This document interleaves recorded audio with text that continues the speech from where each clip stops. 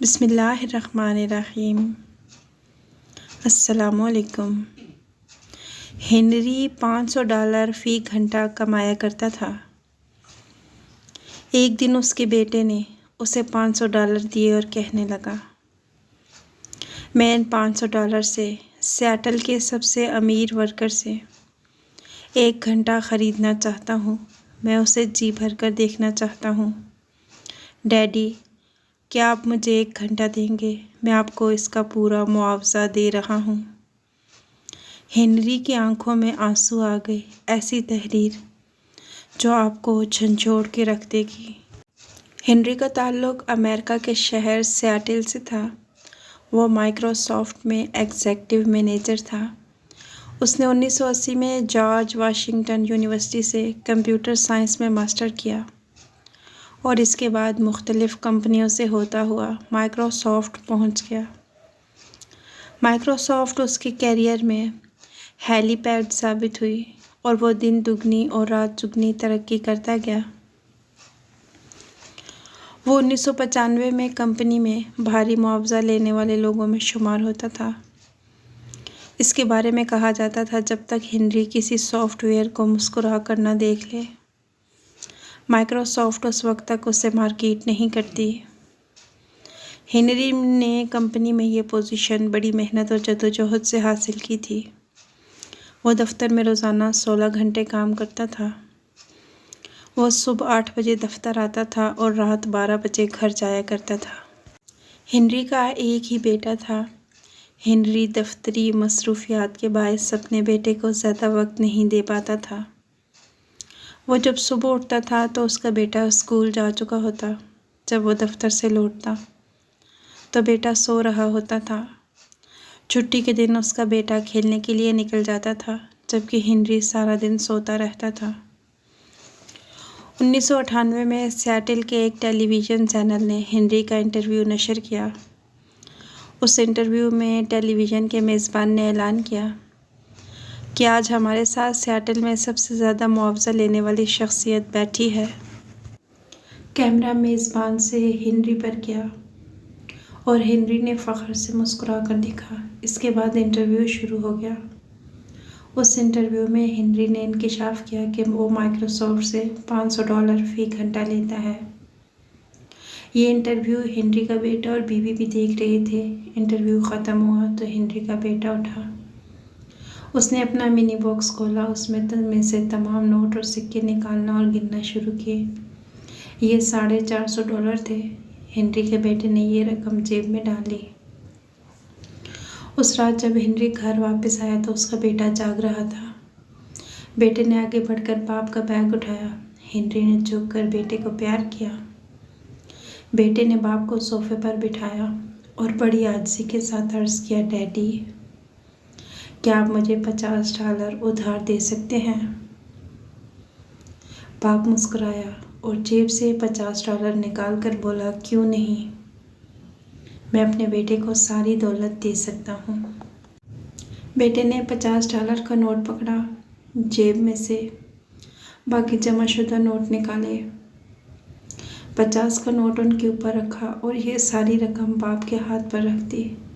Henry हैरत से बेटे को देखने लगा। बेटे ने बाप की आंख में आंख डाली और मुस्कुराकर बोला, ये $500 हैं। मैं इन $500 से सियाटल के सबसे अमीर वर्कर से 1 घंटा ख़रीदना चाहता हूँ। हेनरी खामोशी से अपने बेटे की तरफ देखता रहा। बेटा बोला, मैं अपने बाप से सिर्फ 1 घंटा चाहता हूँ। मैं उसे जी भर कर देखना चाहता हूँ। मैं उसे छूना चाहता हूँ। मैं उसे प्यार करना चाहता हूँ। मैं उसकी आवाज़ सुनना चाहता हूँ और मैं उसके साथ हंसना, खेलना और बोलना चाहता हूँ। डैडी, क्या आप मुझे 1 घंटा दे देंगे? मैं आपको इसका पूरा मुआवजा दे रहा हूँ। हेनरी की आंखों में आंसू आ गए। उसने अपने बेटे को गले से लगाया और फूट फूट कर रो पड़ा। हेनरी ने सन 1999 में फैमिली लाइफ के नाम से एक आर्टिकल लिखा। मुझे ये मज़मून पढ़ने का इत्तेफाक हुआ। उस मज़मून में उसने इंकिशाफ किया, दुनिया में सबसे कीमती चीज़ ख़ानदान होता है। दुनिया में सबसे बड़ी खुशी और सबसे बड़ा इत्मीनान हमारी बीवी और बच्चे होते हैं, लेकिन बदकिस्मती से हम लोग इन्हें सबसे कम वक्त देते हैं। हेनरी का कहना था, दुनिया में सबसे बड़ी बेवफा चीज़ हमारी नौकरी, हमारा पेशा और हमारा कारोबार होता है। हम आज बीमार हो जाए, आज हमारा एक्सीडेंट हो जाए, तो हमारा इदारा शाम से पहले हमारी कुर्सी किसी दूसरे के हवाले कर देगा। हम आज अपनी दुकान बंद कर दें, हमारे ग्राहक कल किसी दूसरे स्टोर से ख़रीदारी कर लेंगे। आज हमारा इंतकाल हो जाए तो कल हमारा शोबा, हमारा पेशा हमें फरामोश कर देगा। लेकिन बदकिस्मती से हम लोग दुनिया की सबसे बड़ी बेवफा चीज़ को, ज़िंदगी का सबसे कीमती वक्त दे देते हैं। हम अपनी बेहतरीन तवानाइयाँ इस बेवफा दुनिया में सर्फ कर देते हैं, और वो लोग जो हमारे दुख दर्द के साथी हैं, जिनसे हमारी सारी खुशियाँ और हमारी सारी मुसरतें वाबस्ता हैं, और जो हमारे साथ इंतहाई वफ़ादार होते हैं, हम उन्हें फरामोश कर देते हैं। हम उन्हें ज़िंदगी का इंतहाई कम वक्त देते हैं। हेनरी की कहानी ने मुझे ज़िंदगी का एक दूसरा पहलू दिखाया। मुझे महसूस हुआ हमारी ज़िंदगी में दो किस्म के लोग होते हैं। एक वो लोग जिनके लिए हमारा वजूद मामूल की चीज़ होता है, जो हमें मशीन की तरह समझते हैं, जिनकी नज़र में हम महज एक कारकुन हैं, जो हमें मेज़, कुर्सी, टेबल, लैंप, गाड़ी, कलम, कागज़, टिश्यू पेपर, खिड़की और दरवाजे से ज़्यादा अहमियत नहीं देते, और जो हमारे बारे में कहते हैं इस्तेमाल करो, फेंको और भूल जाओ। जबकि दूसरी किस्म के लोग हमें अपने वजूद, अपनी धड़कनों और अपनी सांसों का हिस्सा समझते हैं।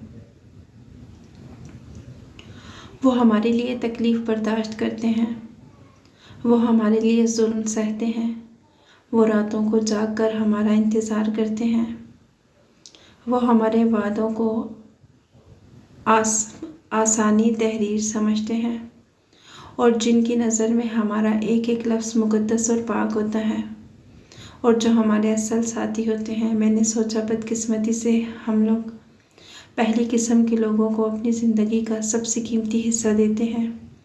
हम लोग ज़िंदगी भर दूसरी किस्म के लोगों को फरामोश करके पहली किस्म के लोगों के पीछे भागते रहते हैं। हम बेवफा लोगों से वफ़ादारी निभाते रहते हैं और वफ़ादारों से बेवफाई करते रहते हैं। मैंने किसी जगह अमेरिका के एक रिटायर्ड सरकारी अफसर के बारे में एक वाक़या पढ़ा था। उस अफसर को वाइट हाउस से फ़ोन आया कि फ़लाँ दिन सदर आपसे मिलना चाहते हैं। उस अफसर ने फ़ौरन माजरत कर ली। फ़ोन करने वाले ने वजह पूछी तो उसने जवाब दिया, मैं उस दिन अपनी पोती के साथ चिड़ियाघर जा रहा हूँ। ये जवाब सुनकर फ़ोन करने वाले ने तुर्श लहजे में कहा, आप चिड़ियाघर को सदर पर फोकियत दे रहे हैं।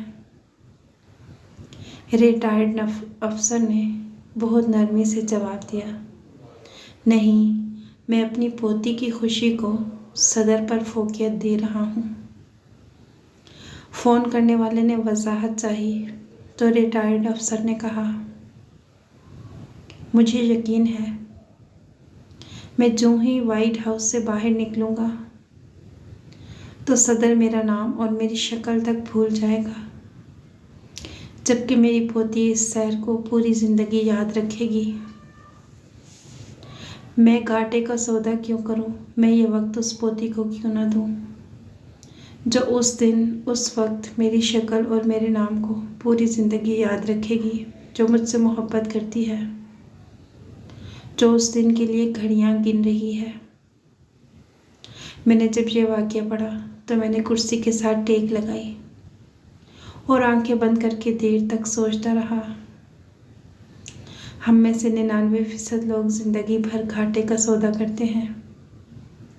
हम लोग हमेशा उन लोगों को अपनी ज़िंदगी की कीमती तरीन लम्हात दे देते हैं जिनकी नज़र में हमारी कोई औकात, कोई अहमियत नहीं होती, जिनके लिए हम हों या ना हों कोई फ़र्क नहीं पड़ता, जो हमारी गैर मौजूदगी में हमारे जैसे किसी दूसरे शख्स से काम चला लेते हैं। मैंने सोचा हम अपने संग दिल बाज को हमेशा अपनी उस बीवी पर फोकियत देते हैं जो हमारे लिए दरवाज़ा खोलने, हमें गर्म खाना खिलाने के लिए 2-2 बजे तक जागती रहती है। हम अपने बेवफा पेशे को अपने उन बच्चों पर फोकियत देते हैं जो महीना महीना हमारे लम्स, हमारी शफ़क़त और हमारी आवाज़ को तरसते हैं, जो हमें सिर्फ़ एल्बमों और तस्वीरों में देखते हैं, जो हमें याद करते करते बड़े हो जाते हैं और जो हमारा इंतज़ार करते करते जवान हो जाते हैं, लेकिन उन्हें हमारा कुर्ब नसीब नहीं होता। हम उन्हें उनका जायज़ वक्त नहीं देते। आपको वीडियो कैसी लगी कमेंट बॉक्स में ज़रूर बताइएगा। मज़ीद ऐसी अच्छी वीडियोस देखने के लिए हमारे चैनल को सब्सक्राइब कीजिएगा। अगली वीडियो तक के लिए अल्लाह हाफ़िज़।